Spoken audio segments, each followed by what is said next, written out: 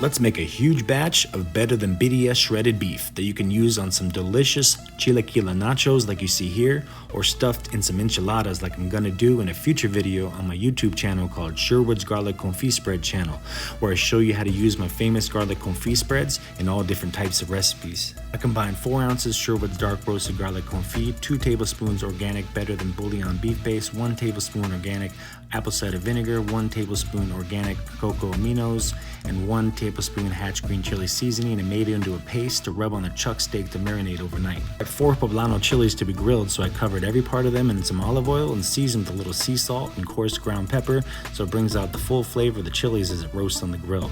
I also prepped the dried California chilies and Chili de Arbol by removing the stem and seeds before boiling them in some water to reconstitute them before they get blended up in the birria sauce. Once the Poblano chilies were done roasting, I threw them in a bag to steam so the skin that needs to be removed peels right off. Pro tip, use a cup of water to dip the chilies in because it removes all the seeds in one dip. I sauteed the first batch to brown on all sides of the meat to seal in the flavor, and that's why I cut the beef into large chunks instead of leaving the chuck roast whole, so that there's much more surface area to absorb the marinade and the chili sauce that we're going to be adding. The chili sauce is 4 ounces Sherwood's garlic confit spread, 2 cups water, 1 cup California chili pods, half cup Chili de Arbol, and 2 tablespoons Gochvgan chili paste, and use an immersion blender to blend it into the sauce that the beef will cook in.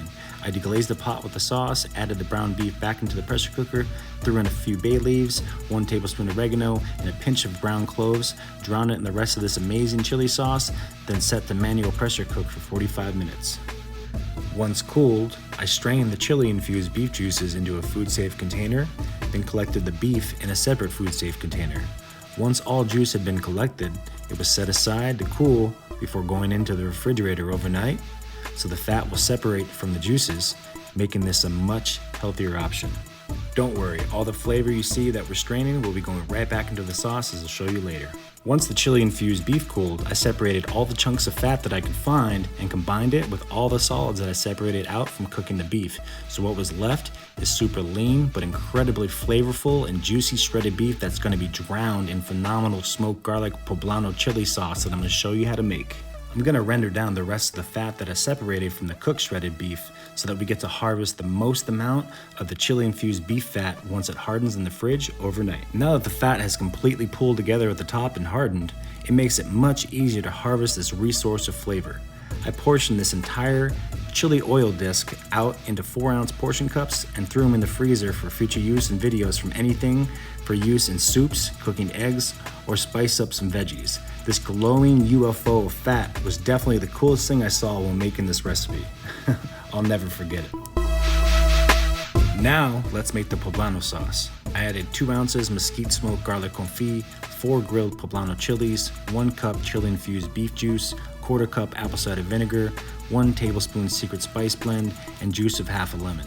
I blended this in a food processor on high speed for about a minute so the sauce will be smooth and consistent so it permeates every nook and cranny of this phenomenal, better than birria shredded beef with red and green chilies.